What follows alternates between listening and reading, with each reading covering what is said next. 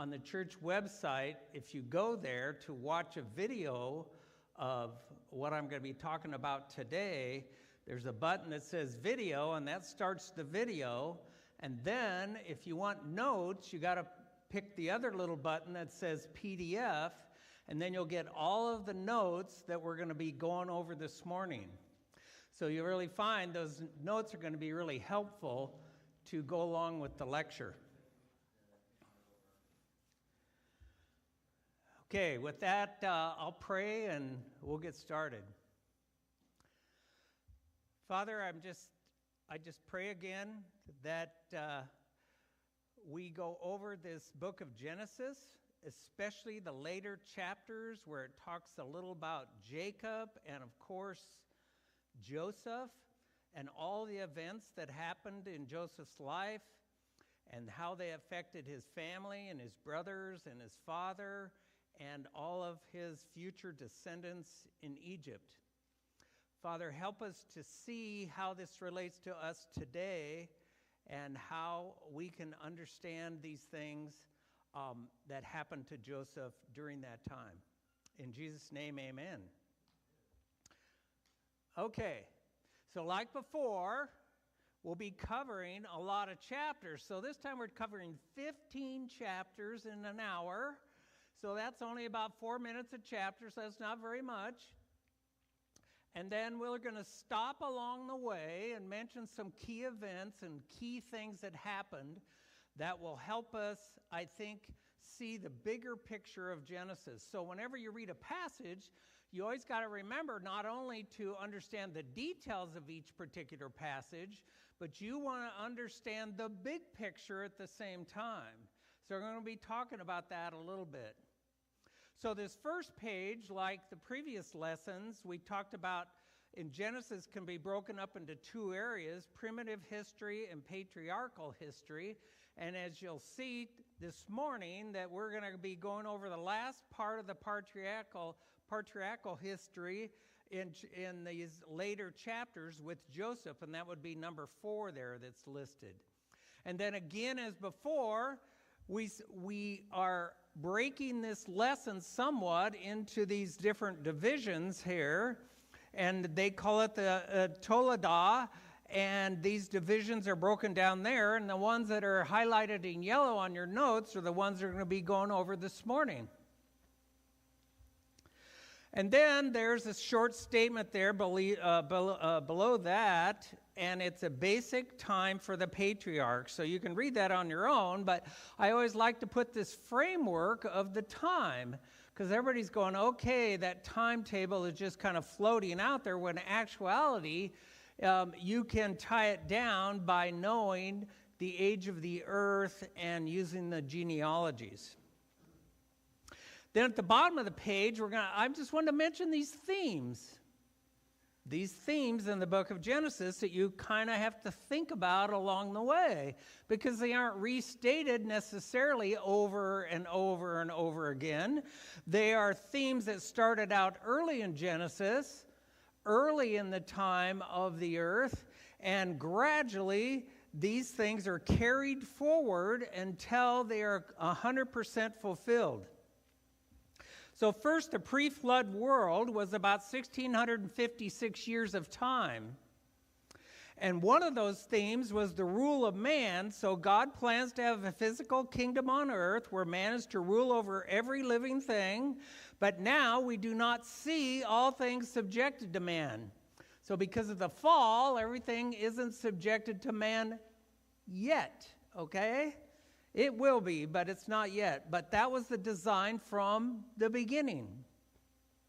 The Adamic covenant theme is in Genesis chapter 2 and is enforced for all mankind from garden until Christ's second coming. We went over that before in the previous lesson.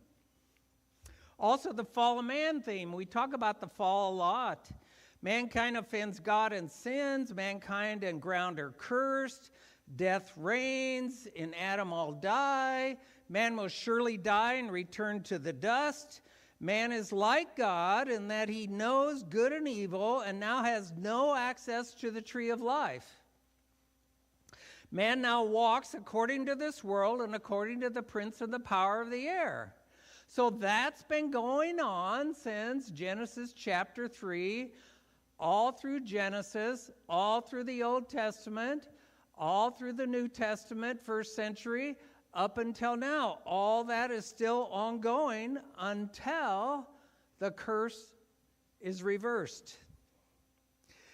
Then the other theme is redemption of man theme. God puts enmity between the serpent's seed, meaning the descendants, sons of the evil one, or the tares, all different names for the same thing, and woman's seed, the descendants, sons of the kingdom, or the wheat, and the woman's descendants or seed will bruise or crush Satan on the head and also redeem the descendants or sons of the kingdom. Redeem, of course, means purchase back, ransom, liberate, or rescue from captivity or bondage. So, like it often says in the New Testament, we are slaves to sin. We are in slavery until someone sets us free, right? Till someone sets us free. Moving on. With the same thought, and Satan's seed will bruise him, meaning the descendant, son of man, seed, on the heel and cause him to suffer. So this is where Satan gets his way on the cross in a sense, but Christ, of course, is ultimately victory there. Also, we have the rule of Satan theme. The whole world lies in the power of the evil one. Satan is the ruler and god of this world, who blinds the minds of the unbelieving. So Satan is still in the world, active in the world, and doing these things in the world.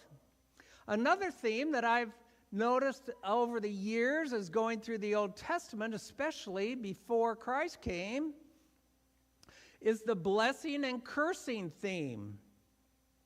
Blessing, as in creation, was very good, and blessing mankind, as in Genesis 1 and even in chapter 5. And then cursing, as in Satan and man, and cursing as in the ground, and cursing as in creation. So there's this pattern of blessing and cursing in the Old Testament, where once Christ dies on the cross, it isn't so much that way anymore. It's a different scenario. We'll talk about that when we get to the New Testament.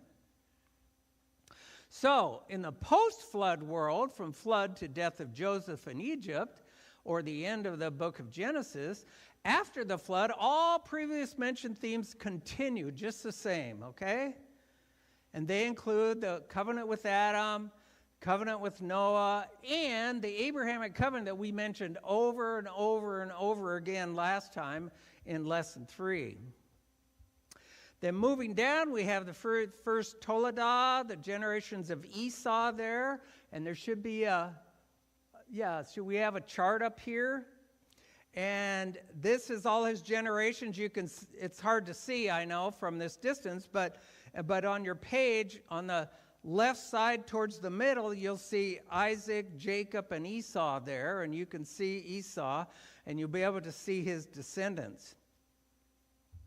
So these are the generations of Esau, the older brother of Jacob, who is excluded from his covenant with Abraham, who is not in the godly line to Jesus. Notice Esau's sons are from the Canaanites.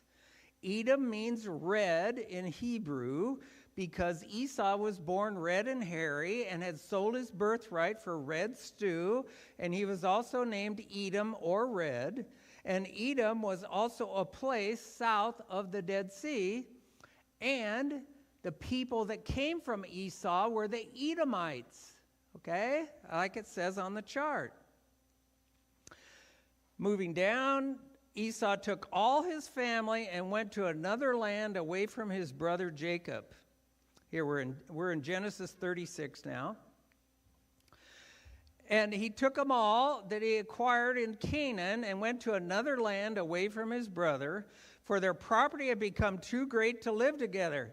this sounds just like what happened to Lot and Abraham. Do you remember that? Lot and Abraham said, oh yeah, it's too crowded here. We can't have the livestock here. So then Lot went to Sodom and Abraham stayed in Canaan. And the land where they sojourned could not sustain them because of their livestock. So Esau lived in Seir and Edom, and that means red, of course. So moving on. Next page. So the next Toledah of Esau is in chapter 36, verse 9, just basically talks about all of the other peoples that were descendants of Esau, and those include his sons, the chiefs, the sons of those chiefs and people, and the kings of Edom, and the names of these different chiefs and individuals there. Then moving on to the generations of Jacob. Now what's interesting about this, when it talks about this, about Jacob, it's actually the whole rest of the book, and as you'll see through the notes, it's 99% about Joseph and about 1% about Jacob. So we're going to see that as we go through each chapter. So Jacob lived in the land of Canaan, and Jacob lived in the land, and his father Isaac had sojourn in the land of Canaan. These are the records of the generations of Jacob. So, moving on to 37:2 there, Joseph was 17 years old and brought back a bad report about his brothers to their fathers, and was pasturing the flock with his brothers while he was still a youth, along with the sons of Bildah and the sons of Zilpah, his father's wives. And Joseph brought back a bad report about his brothers. So if you bring a bad report about your brothers are not going to be very happy. And we'll see how that plays out. So Jacob loved Joseph more than his brothers, so his brothers hated him. Okay, that's what it says in the text. Moving down to 37:5, Joseph has his first dream to rule over his brothers and they to bow down to him. And he says, listen to my dream. We were binding sheaves in the field, and lo, my sheaf rose up and also stood erect, and behold, your sheaves gathered around and bowed down to my sheaf. And sheaf, of course, is by definition there a bunch of stalks. You ever seen in a field where they take all the stalks and they sort of stood them up in the field back in the day? It's that kind of thing. So his brother said to him, are you actually going to reign over us? Or are you really going to rule us? So they hated him even more for his dreams and his words. Then the second dream in verse 9, Jacob, mother, and brothers are to bow down to him. So now he had another dream and related to his brothers. And behold, the sun, moon, and 11 stars are bowing down to me.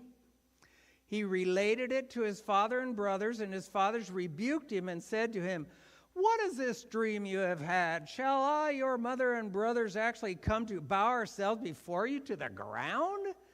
Really? Is that going to happen? His brothers were jealous, but his father kept the saying in mind. His father was kind of like, let me think about this, because Joseph was familiar with dreams, as we studied last time, okay? Now in the box there, it says, it's kind of an overview of this. We're jealous of him, hated him for his dreams, and his father rebuked him for his dreams. And his dreams had strange images that represented real, literal things. Therefore, they had a literal intent. Joseph's dreams were prophetic dreams from the Lord. Therefore, Joseph was a prophet. And as Amos 3:7 says, surely the Lord does nothing unless he reveals his secret counsel to his servants, the prophets. Joseph's dreams gave imagery as in a metaphor that used sheaves to represent his brothers and as a metaphor, they used sun, moon, and stars to represent his parents and his brothers. So here's a key thing to understand about prophecy. This applies to Joseph in Genesis, all through Genesis, all through Exodus, all through the Old Testament, all through the New Testament, all in the Gospels, in the book of Revelation, in Ezekiel, and Daniel, and any other prophecy that you find out, these principles apply. So this one principle that's applied as far as a figure of speech, a metaphor, a type of figure of speech, a type of metaphor is called a personification in that yellow box at the end. Personification of figure of speech, which an idea or thing is given human attributes or feelings, or as is spoken of as if it were human. Personification is a common form of metaphor, and that human characteristics are attributed to non-human things.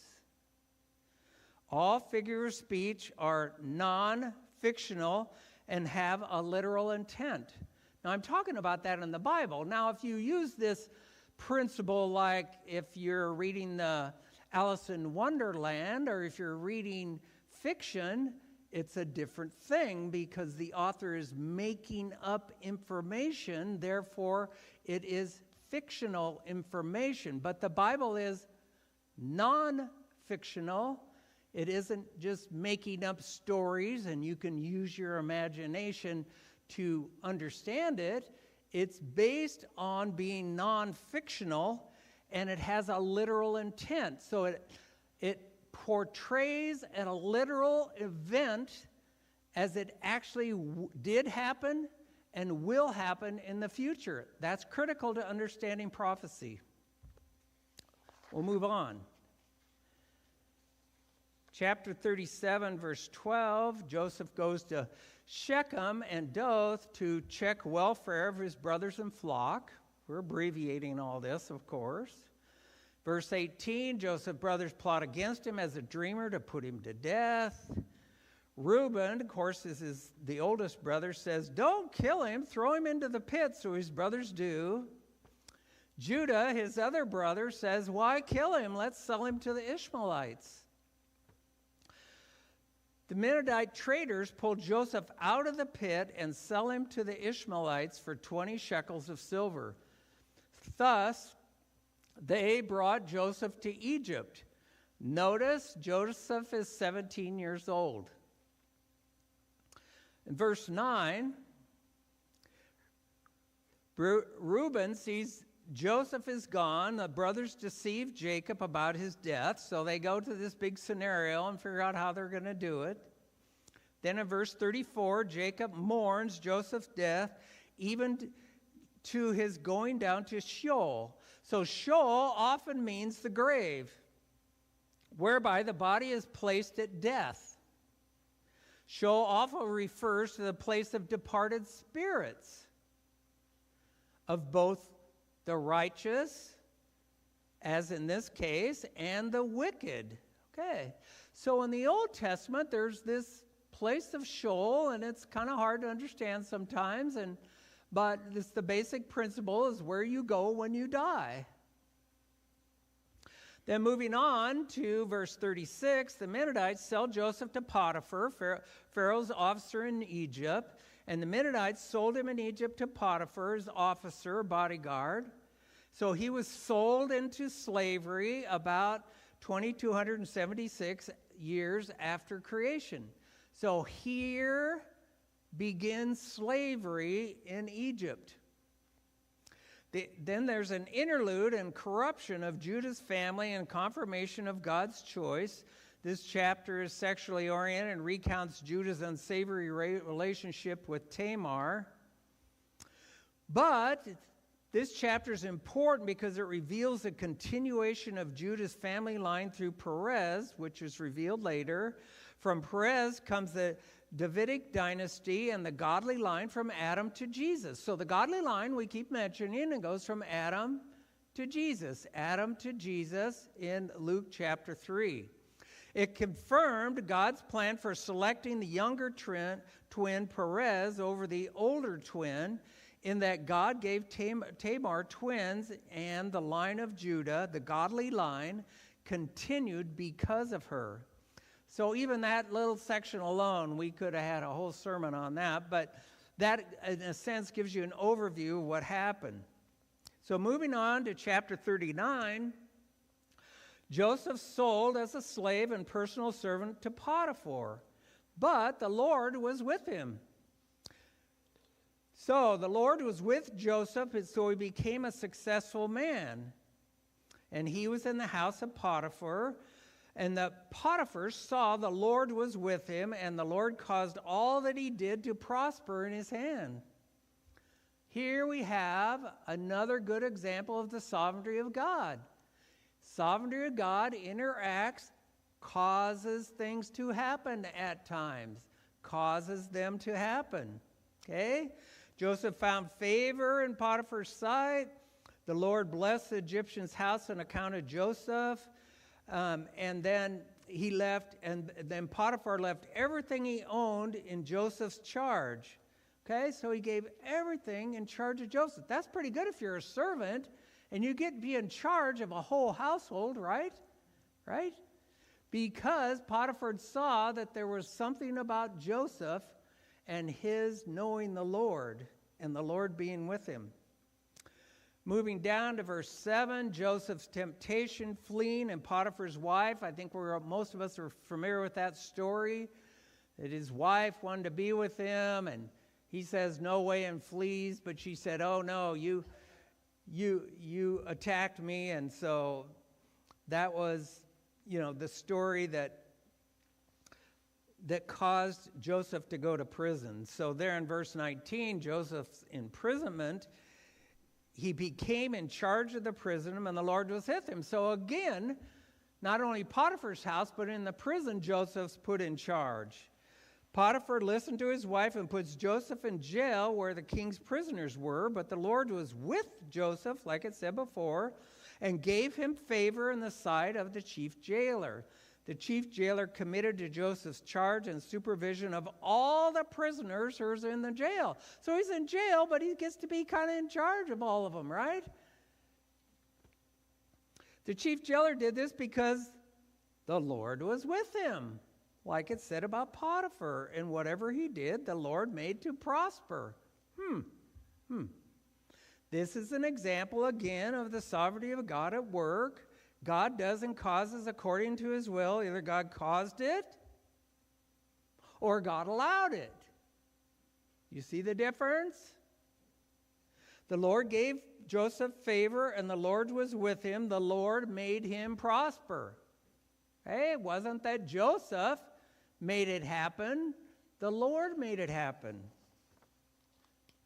Moving on. Chapter 40. The king's cupbearer and the baker's imprisonment and dreams. The cupbearer and the baker for the king, who were confined in the jail, both had a dream the same night, each man with his own dream, and each dream with its own interpretation. Joseph observed them as dejected and asked, why are your faces so sad? They said, we had a dream and there's no one to interpret it. Joseph said, do not interpretations belong to God? Do they? Well, if God gives an event, if he gives a dream to somebody, then he's the one that interprets it. Verse 9, the king's cupbearer's dream told and then interpreted by Joseph. So the chief cupbearer told his dream of vine and 3 branches to Joseph and interprets it. Of the vine, 3 branches represent 3 days until cupbearer restored. These dreams give imagery as in a metaphor where 3 branches literally represent 3 days. Verse 16, the king's chief baker's dream told then interpreted Joseph that the chief baker told his dream of 3 baskets of bread, which the birds eating bread to Joseph, and he interprets it. These dreams gave imagery such as a metaphor where 3 baskets of bread literally represent 3 days, where the birds eating bread literally represented the birds eating flesh. That's what the interpretation said.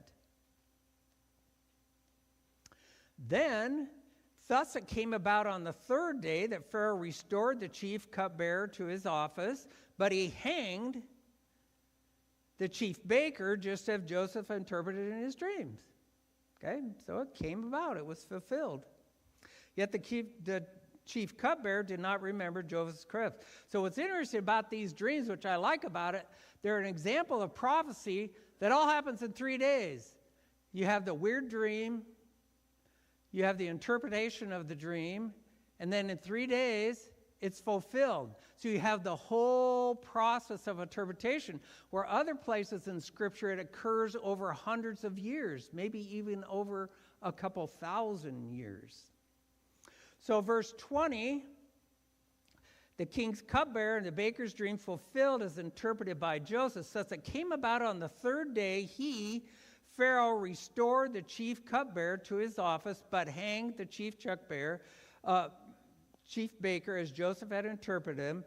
And then the chief cupbearer did not remember his request. So we went over that before. But here's the box down here. And I want you to think about this pattern of prophetic dreams and their interpretation. So a person has an obscure dream, doesn't understand it. Dreams are at night. Visions are during the day. Okay? Each dream has its own interpretation. There's no one to interpret the dream. Interpretation of dreams belong to God. God gives and interprets dreams. The dreamer reveals his dream to God's prophet. The dreamer's dream often fulfilled with strange images and events. God reveals to his prophet the dream's interpretation. The dream's interpretation is prophetic. It foretells the future. Okay? Old Testament prophecy is first revealed, often interpreted, then written and proclaimed, then fulfilled. All in the Lord's timing, either in the near future or in the far future. Okay? The Old Testament prophecy is usually interpreted literally in the near context. What I mean by that is often they'll have this weird dream and images and all that, and most of the time, if you read right after that, or maybe even a few paragraphs after that, it tells you what the dream means. It interprets it right there nearby. So these dreams gave imagery such as a metaphor where 3 branches are 3 days, and where 3 baskets of bread are 3 days, and where birds eating flesh. Okay, so it tells you actually what it means. Moving on to chapter 41, we have Pharaoh's first dream about 7 cows sleek and fat and 7 cows ugly and gaunt. So at the end of 2 full years that Pharaoh had a dream, from the Nile came up 7 cows sleek and fat, and other cows came up after them, ugly and gaunt.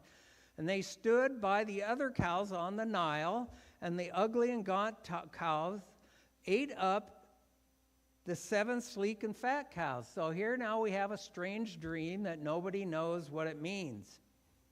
The second dream Pharaoh had is 7 plump ears of grain and 7 thin ears of grain. And Pharaoh had a second dream. 7 ears of grain came up, plump and good. 7 ears thin and scorched, sprouted up after them. Then the 7 ears swallowed up by the 7 plump and the full ears of grain. So he has 2 dreams with 2 different sets of imagery. Then in verse 8, his 2 dreams, he calls for his magicians and wise men to interpret, but there was no one that could interpret. The wise men could not do it. They couldn't figure it out. So moving on, next page. Verse 9, the chief cupbearer relates to Pharaoh. Joseph interpreted previous dreams. Now, a Hebrew youth, Joseph, was with us in prison, and we related our dreams to him, and he interpreted our dreams for us. Just as he interpreted them, they happened. Okay? So here is this cupbearer going, oh yeah, I forgot about Joseph for 2 years. And I remember he was able to interpret our dreams, so maybe he can interpret your dreams. Verse 14, Pharaoh calls for Joseph and relates his 2 uninterpreted dreams, okay? And says he has a dream, but no one can interpret. And Pharaoh says, I heard you can interpret dreams. So he relates the 2 dreams of all what we just talked about there, okay? But Pharaoh says, there was no one to explain them to me. There was no one. Verse 25. Joseph relates to Pharaoh. Pharaoh's dreams are one and the same. 2 dreams, one and the same. Joseph said and interprets to Pharaoh, Pharaoh's dreams are one and the same. God has told to Pharaoh what he is about to do. So God is going to cause this event. Another example of the sovereignty of God. The 7 cows are 7 years. The 7 good ears are 7 years. The dreams are one and the same. The ugly cows that came up after them are 7 years. The thin ears scorched will be 7 years of famine. It is as I have spoken to Pharaoh, God has shown to Pharaoh what he is about to do. Okay, so that's what prophets do. They reveal ahead of time what God is about to do. Behold, 7 years of great abundance are coming on all the land of Egypt, and after them 7 years of famine will come, and the abundance will be forgotten, and the famine will ravage the land. So the abundance will be known in the land because of subsequent severe famine. Verse 32, the repeating of the dream to Pharaoh twice, and then the holding back of 1/5 of the abundance. Now, as for the repeating of the dream to Pharaoh twice, it means that the matter is determined by God. So it's determined by God, and God will quickly bring it about. God will cause it. Another example of the sovereignty of God, like we're talking about. God does and causes according to his will. Either God caused it or God allows it, right? God either makes it happen or allows certain things to happen. So Joseph says, let Pharaoh look for a man discerning and wise to set him over the whole land. Pharaoh appoint overseers in charge of the land and exact 1/5 of the produce. The overseers are to gather up the grain for food these 7 good years and guard it, and let the food become as a reserve for the land for the 7 years of famine which will occur in Egypt, so that the land will not perish during the famine. Right? Makes sense, right? So if you know these 7 years of famine are coming, and you know these 7 years of abundance are coming, then you obviously store up for that time. Verse 37, the proposal to store grain in reserve seems good to Pharaoh. The proposal seems good to Pharaoh and to all his servants. Pharaoh appoints Joseph because God has informed Joseph of all this. There is no one discerning and wise as you are to be over this house. Only my throne is greater. Pharaoh says to Joseph, see, I have set you over all the land of Egypt. And so he dresses him in finery and gets him in the chariot and parades him around and going, okay, here's Joseph, he's the guy I appointed. And even the people then bow down to him. And though I am Pharaoh, without your permission, no one shall raise his hand or foot in all the land of Egypt. And Pharaoh named him Joseph, and then that special name there that you get to pronounce by yourself. And he gave him Asenath, his wife, and Joseph went forth over the land of Egypt. Notice this helps fulfill Joseph's 2 dreams concerning him ruling over his brothers and families that we talked about before.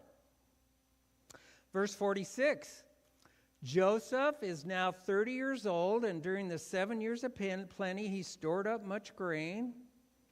So the 7 years of plenty begins to fulfill Joseph's interpretation of Pharaoh's dreams. So you have the 7 years of abundance, 7 years of famine. So moving on. Joseph and Jacob and their family will not be in slavery for the rest of their lives. This is an important thing because you'll see by the time we get to the end of this lesson, we're going to break this all down, but this is just super important to remember because a lot of people say, well, maybe Israel was in Egypt and they were in slavery the whole time. Well, they weren't in slavery when Joseph was ruler, were they? Were they? No. And we'll see in detail how this all plays out, and we're going to repeat this box here later on and talk some more about it. So in verse 50, the year of the famine came, and 2 sons were born to Joseph, Manasseh, and Ephraim. So now that Joseph's married, he has 2 sons, and they play a role later on, and we'll see. Verse 53, 7 years of plenty ends, and 7 years of famine begins. And the famine was severe, like the prophecy said. And then down in verse 56, the famine was spread over the whole earth. So this implies it wasn't just local in Egypt, it was over the whole earth. And Joseph opened all the storehouses where he had stored everything and sold to the Egyptian, and the famine was severe. And the people of all the earth came to Egypt to buy grain from Joseph because the famine was severe in all the earth. This, like we said, begins to fulfill Joseph's interpretation of Pharaoh's dream. Moving on to chapter 42. So now we're going to have all these events of going back and forth between Canaan and Egypt. Jacob, with famine in Canaan, sends 10 of his 11 sons to Egypt for grain. It's during the famine. They're out of grain. So he sends them, okay? Moving down to verse 6, this first visit, Joseph the ruler over the land, his brothers come and bow down to him. Oh, so they travel from Canaan to Egypt and they bow down to Joseph. Now Joseph was ruler over the land. He's the one who sold all the people in the land, and Joseph's brothers came and bowed down to him. Of course, this fulfills Genesis 37. Remember Joseph's original dreams when he was 17? Remember? And they said they came to buy food, so this begins to fulfill Joseph's dreams of his brothers bowing down to him. Remember, his brothers said, "You're not saying we're going to bow down to you, are you?" Here they are bowing down to him. Okay? Verse 8, that Joseph calls brothers spies, and the youngest brother must come here. The first visit, Joseph's brothers to go with grain and return with youngest brother. So that's what Joseph tells them.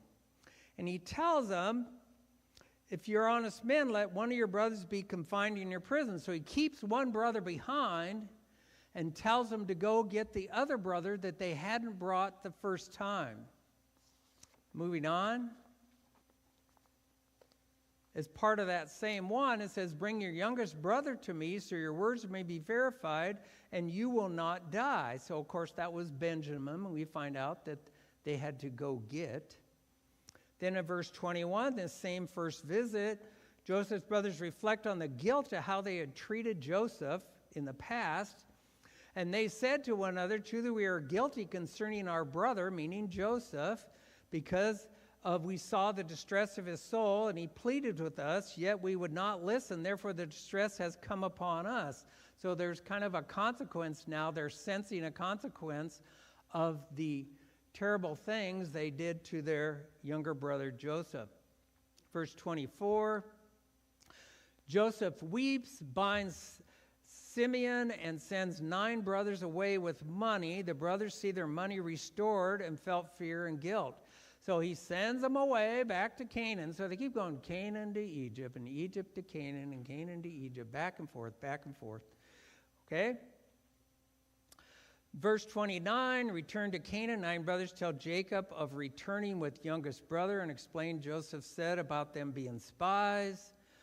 Then in Canaan, the 9 brothers, money, bereaving 3 sons by Jacob happens. and then sons not to go. And Reuben volunteers his sons if Benjamin not brought back to Jacob. So Jacob hesitates and goes, well, I don't want you taking my son Benjamin, who I love, and take a chance of him never returning. Okay.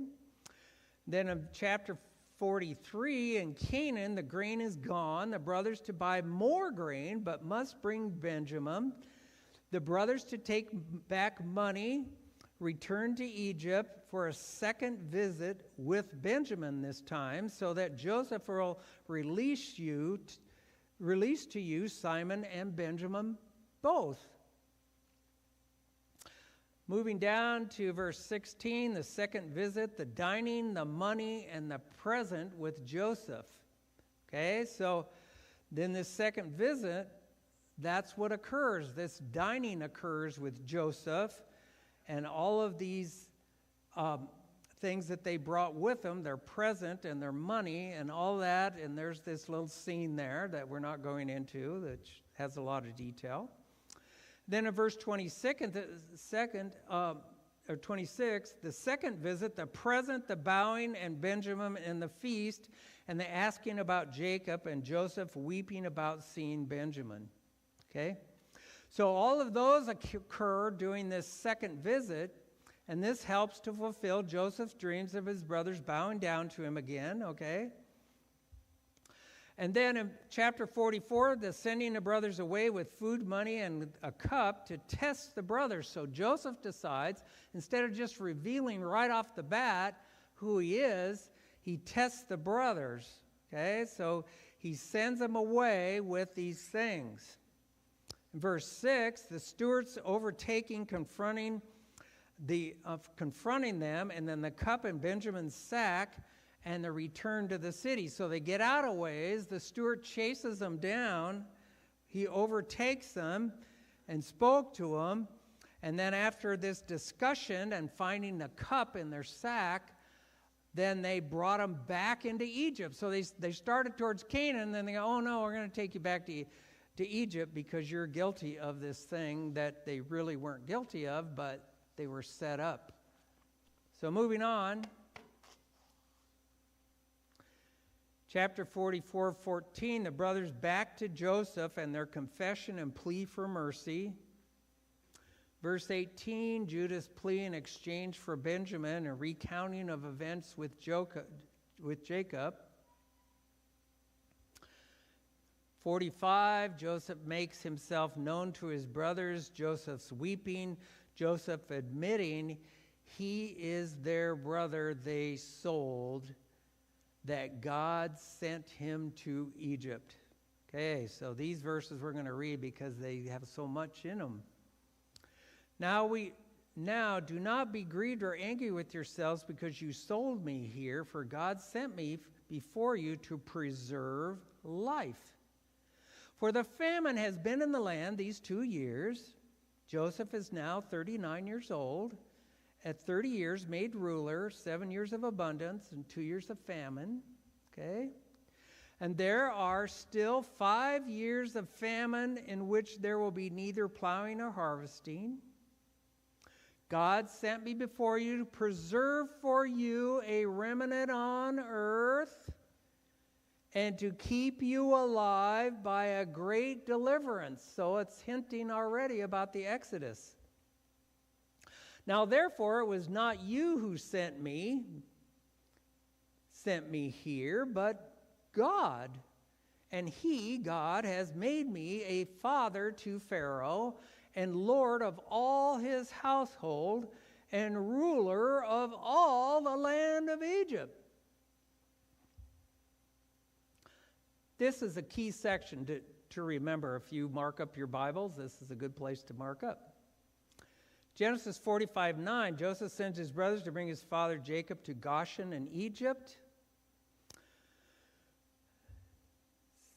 Thus says your son Joseph, God has made me Lord of all Egypt. Come down to me, do not delay. You, Jacob, shall live in the land of Goshen, and you shall be near me, you and your children and your children's children. Okay? And your flocks and your herds and everything There I'll provide for you, and we're still 5 years of famine to come. Pharaoh sends his brothers to bring father to best of land. In verse 21, the sons of Israel, Jacob, sent to Canaan to bring their father Jacob back. Joseph gave them wagons and provisions and all this stuff. Then they went up from Egypt and came to the land of Canaan to their father Jacob. Then in verse 26, the sons of Israel and Canaan tell Jacob, Joseph is still alive and ruler of Egypt.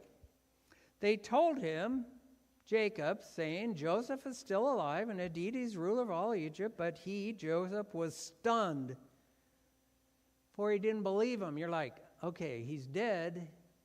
No, he's alive. He's alive, but he's ruler of Egypt? That's crazy. It just stunned him, okay? Chapter 46, Israel's sacrifice, Israel meaning Jacob, vision from God and God's promises. So Israel set out with all he had and came to Beersheba and offered sacrifices to God, which is really a good thing. And God spoke to Israel in visions of the night. Okay? And so, visions of the night, and Jacob said, Here I am. He said, I am God, the God of your father. Do not be afraid to go down to Egypt, for I'll make a great nation there. I will go down with you to Egypt. I will also surely bring you up again, and Joseph will close your eyes. So here is another reminder of the Abrahamic covenant. It's another reminder over and over. And remember in the previous lesson, there were so many times the Abrahamic covenant was mentioned that you can hardly even list them all. They're just reminder of the Abrahamic covenant. This was confirmed in God's promise to Jacob and reaffirming of the Abrahamic covenant that he is the Lord and God of Abraham and Isaac, and that he would give Jacob and his descendants the land of Canaan and be as dust of the earth and blessed with them and bring them back to Canaan. Next page. Then Jacob, with all his descendants and properties, come to Egypt. They're like, all right, man, we're coming to Egypt. We got everybody with us, too, and all our stuff. Okay? Verse 8, the names of all of Jacob's sons, not including their wives who went to Egypt. And here's the names here. So now we have all these names, and we have numbers with the names. Okay? So that's important. So if you're just looking at that text that looks like handwriting text says, the names and the sons and grandsons of Leah born to Jacob was 33 persons. The ones born to Zilpah, born to Jacob, was 16 persons. The ones born to Rachel through Jacob was 14 persons. And the names of sons born to Bildah, born to Jacob, was 7 persons. And then it says in the text in verse 23, all the persons belonging to Jacob came to his direct descendants, not including the wives of Jacob's sons, were 66 persons of all, not counting 4 persons, okay? So Jacob himself and Joseph and his 2 sons born to him in Egypt. Therefore, 70 persons minus 4 persons would be 66 persons. Well, how do you know about 70? Well, you go to the next verse, okay? So the next verse is, and the sons of Joseph who were born to him in Egypt were 2, and all the persons of the house of Jacob who came to Egypt were 70. But it just said 66, right? But this 70 is counted this way. 33 persons Leah, 16 Zilpah, 14 Rachel, and 7 persons Bildah. That's 70 in all, okay? So you have to look closely at this text, and the people have been confused by this over the years, but if you carefully read it and write things down, you'll see the difference there of 4 persons and why he listed them that way.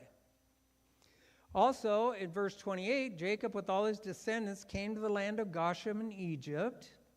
Okay, so they came to this, so they came there. Then in verse 21, Joseph went up to Goshen to meet his father Israel and wept. Sons of Israel's occupation, keepers of the livestock, so live in Goshen, for every shepherd is loathsome to the Egyptians. That's the reason they went to Goshen as opposed to where Joseph was, because of the way the Egyptians thought of shepherds. Chapter 47, Joseph tells Pharaoh, family in Goshen, 5 brothers before Pharaoh. Pharaoh and 5 brothers, they say their occupation is shepherds, and came to sojourn in Goshen. Joseph brings Jacob before Pharaoh. Jacob blessed Pharaoh. Then Joseph brought his father and presented him to Pharaoh. Jacob blessed Pharaoh. Verse 7, Jacob before Pharaoh years lived, and sojourn was 130 years. So he says, Pharaoh says, how many years have you lived? And Jacob says to Pharaoh, the years of my sojourning are 130. Do you see how years lived and sojourning tie together here in this passage? Joseph, 130 years lived and sojourned. Few and unpleasant have been the years of my life, nor have they attained the years that my fathers lived during the days of their sojourning. Sojourning is something we're going to go over here at the end of these notes. If I can make it to the end, I'm going fast. Okay? So the sojourning of Abraham, Isaac, and Jacob and Israel in the land, not theirs, and the timing of their sojourning is discussed further at the end of this lesson 4. Now remember that Israel not only sojourned in Canaan, land not theirs, they also sojourned in Egypt, in a land not theirs. Okay? So there's all this sojourning. Okay? Sojourning. 47:11, God settles family in Goshen, the best of the land of Ramses in Egypt. Verse 13, famine was very severe in Egypt and Canaan. People sell all their food. Joseph sells grain to feed them for their money, livestock, land, and enslavement, all during the 7 years of famine. So here are the people that not only run out of food, then they say, okay, you can have food, but you got to give us something. So they start selling all their stuff to Joseph, to Egypt, so they have food, and they're like, well, we have no choice. We either that or starve to death, okay? Verse 20, Joseph brought all the land of Egypt for Pharaoh, he bought all the land of Egypt for Pharaoh, for every Egyptian sold his field, then gives them seed to sow the land. Then 1/5 to Pharaoh and 4/5 for themselves. Okay. Then in verse 27, Israel or Jacob lived in Egypt in Goshen for 17 years. He wasn't in slavery. Neither were his sons. Neither were Joseph. Okay. Fruitful and numerous are in quest to be buried in Canaan with their forefathers. Okay. So he lived in Egypt in Goshen. Acquired property there was fruitful and very numerous. So, man, things are pretty good in Egypt.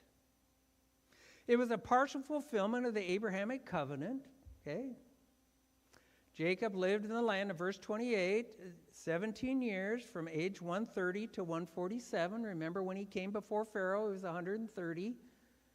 So you add those years. The length of Jacob's life was 147. There in verse 28. And then Jacob says, because he's old and he's about to die, now place your hand under my thigh and deal with me in kindness and faithfulness, but please do not bury me in Egypt. But when I lie down with my fathers, meeting Abraham and Isaac, you shall carry me out of Egypt and bury me in this burial place. And we know from that it's the cave of Machpelah, if that's how you pronounce it.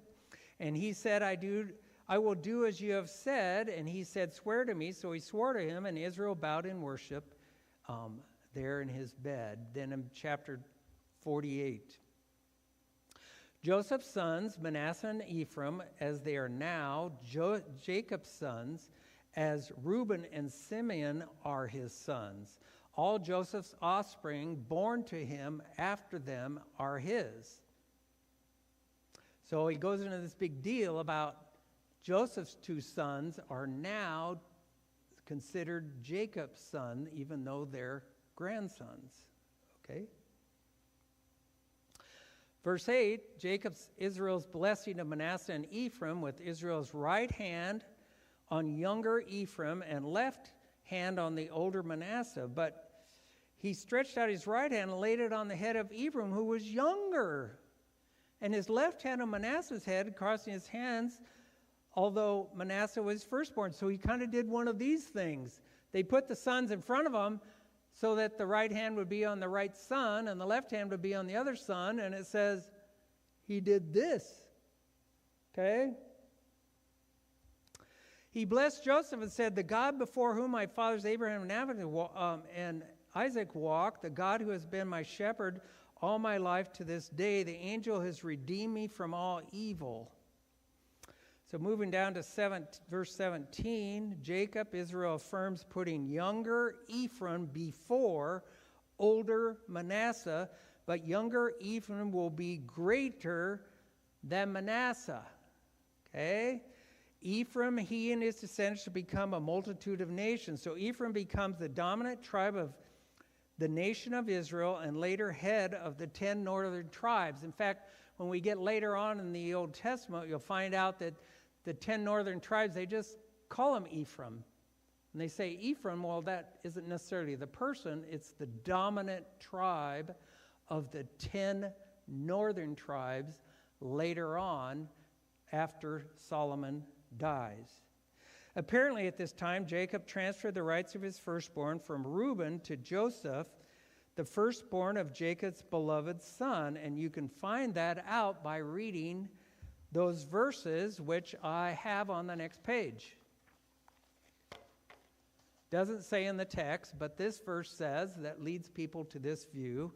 Now the sons of Reuben, the firstborn of Israel, for he was the firstborn, but because he defiled his father's bed, which Reuben had done, he laid with Bilhah, back in those verses there. His birthright was given to the sons of Joseph, the sons of Israel, so that, here's the reason, he was not enrolled in the genealogy according to birthright. So it explains the whole thing there, but that's way later. It explains it looking back on this event. Then in chapter 49, Jacob tells what will befall or happen to his 12 sons in the days to come, the last days, or the future. So he summons his son and says, "Assemble yourselves, and I tell you what will befall you in the days to come." Here, Jacob mostly focuses on each of his birth sons, their prophetic future or fate, meaning his immediate descendant, but not about Ephraim or Manasseh. So he leaves them out, even though just previously he was focusing on them. This all seems to be part of Jacob's blessing to them, blessing as said later on in chapter 49, verse 28.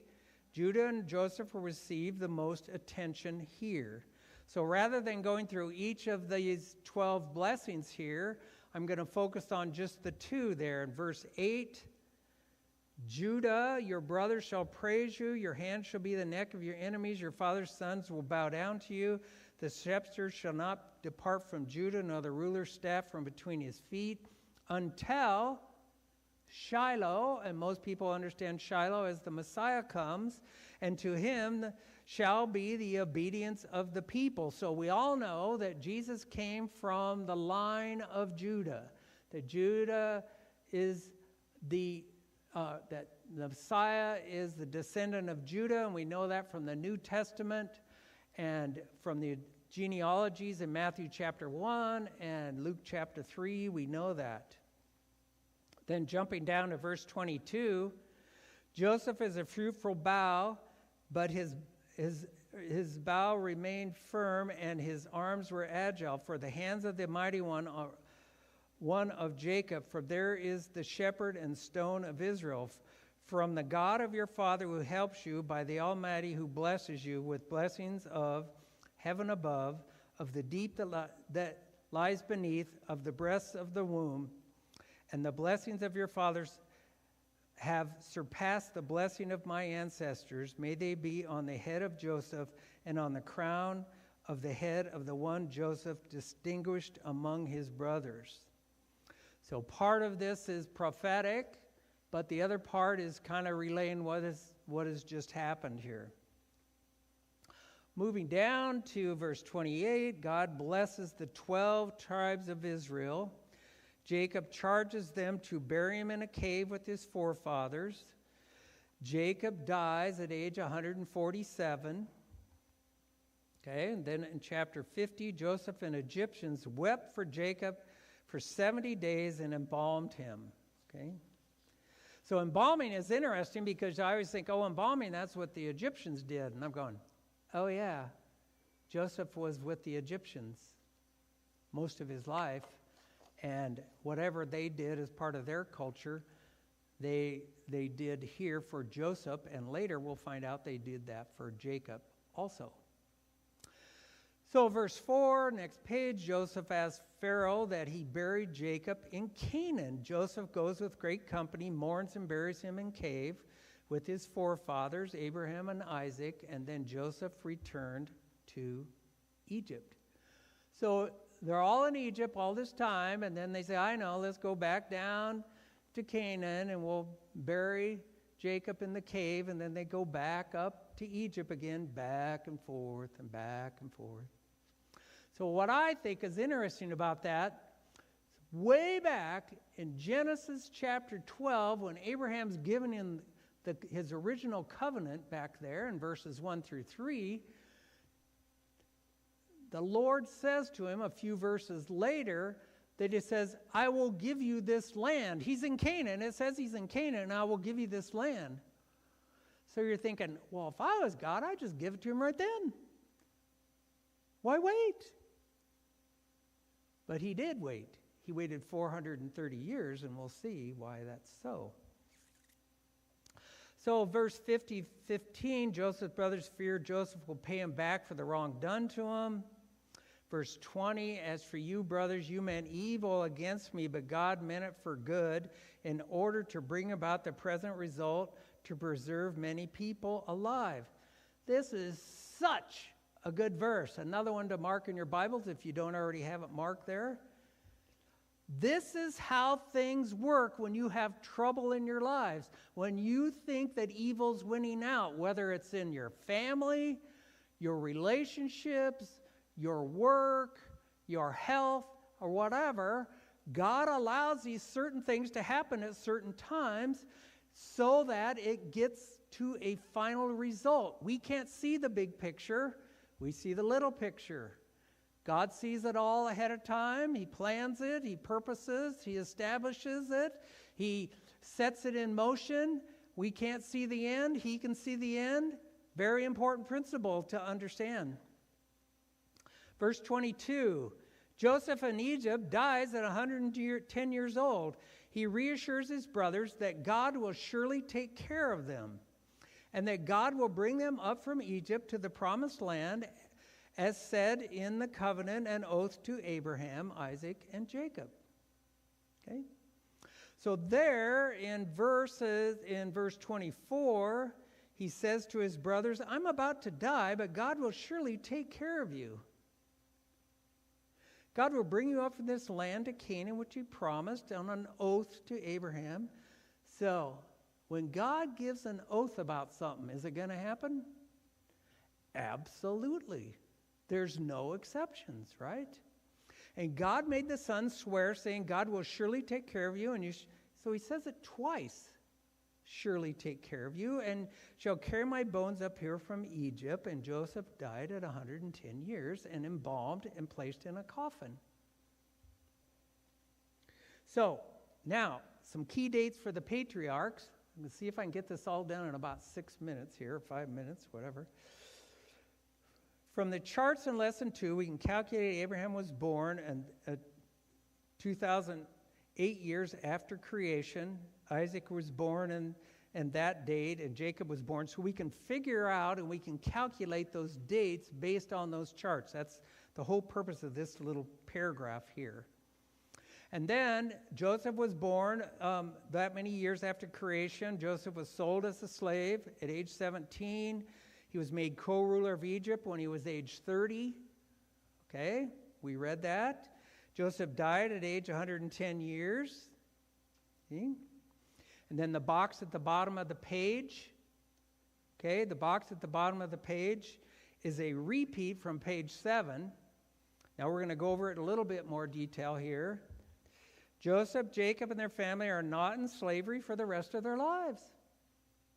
They all die not in slavery. Okay? Joseph was 17. His brothers sold him to slavery. 30 years old, made ruler of all Egypt. Joseph is now not a slave, but a co-ruler of Egypt for the next 80 years until he dies at 110 years. So for 80 years, he's not in slavery. Okay? Later, Jacob comes to Egypt when he's 130 years old after 130 years of sojourning. Before Jacob comes to Egypt with his family of 66 persons, he is not in slavery. And after he arrives in Egypt, he is not in slavery and not at his death at 147 years. Before and after Jacob's family of 66 persons comes to Egypt, and they are not in slavery. Therefore, Jacob's family, sons of Israel, are not in slavery in Egypt for at least 100 years. Okay? Until Joseph and his brothers and all that generation died, when it says in Exodus chapter 1, and until a new king arose over Egypt who did not know Joseph and enslaved all Israel. So now we're going to have this chart here. Okay? So I don't have it in my notes, but I want you to kind of see the big picture of what I'm talking about. You see on the right, it's in Egypt. The left, it's in Canaan. And when they transition into Israel, and it's all about soldiering. See at the bottom of the page, it's talking about soldiering, living in a land not your own. Very similar to being an alien, okay? So here at the top of the page, how long was the nation of Israel in slavery? Well, many commentators say the nation of Israel was in slavery for 430 years. I've read that so many times I can't count. But Jacob's family, the sons of Israel, were not in slavery in Egypt at least for the first 100 years. Therefore, 100 years not in slavery plus 400 years of slavery equals 530 years in Egypt. Nobody believes that. Well, what about this other scenario? Another commentator says the nation of Israel in slavery for 400 years based on Genesis 15. But Jacob's family, the sons of Israel, were not in slavery in Egypt for at least 100 years, like we said before. Therefore, 100 years not in slavery plus 400 years in slavery equals 500 years in Egypt. Nobody believes that, right? Other commentators say the nation of Israel's fourth generation will return to Canaan from Genesis 15. Knowing Moses was the generation that came out of Egypt, he must be the fourth generation, right? He's the fourth generation of the sons of Israel. We know that Levi was the first generation, his great-great-grandfather. Kohath was the next generation, his grandfather. And Amram was the third generation. That makes Moses the fourth generation. We also know that Levi and Kohath came to Egypt with Jacob as part of the 66 people. We just read that in chapter 46. Levi was the father of Kohath, a boy. That only leaves Amram, the third generation, and Moses, the fourth generation, to be born. That's a short time. That's not hundreds of years. That's a short time. So how long was the nation of Israel in Egypt? Many commentators say the nation of Israel lived in Egypt for 430 years based on Exodus chapter 12. The NASB and the LSB say 430 years of living in Egypt. So this same verse here repeated 3 times. First it says, now the time the sons of Israel lived in Egypt was 430 years. That's the way it is in my Bible. But The King James and the LES, the Septuagint, say 400 years of sojourning. Sojourning. Now the sojourning of children of Israel, comma, who dwelt in Egypt, comma, was 430 years. The Septuagint says, now the sojourning of children of Israel, comma, during which they dwelt in the land of Egypt and the land of Canaan, was 435 years. So they have 5 years difference. But the point there is it's all about sojourning. Sojourning, living in a land not their own. So they lived in a land not their own in Canaan. They lived in a land not their own in Egypt. So the sojourning of Abraham, Isaac, Jacob, and the sons of Israel in land not their own. Notice Jacob lived, sojourned 130 years, and so forth there to explain sojourning. Also, would you go to the next chart there? So right there, this chart. Now, we don't have it in your notes, but if you want a copy, or you can get it off the church website probably. If not, I'd be glad to help you with any of this. So if you add all those things together, okay, this is 215 years from God giving his covenant to Abraham in Genesis 12 to Jacob before Egypt and Egypt. And this agrees with Galatians 3:17 there in the notes.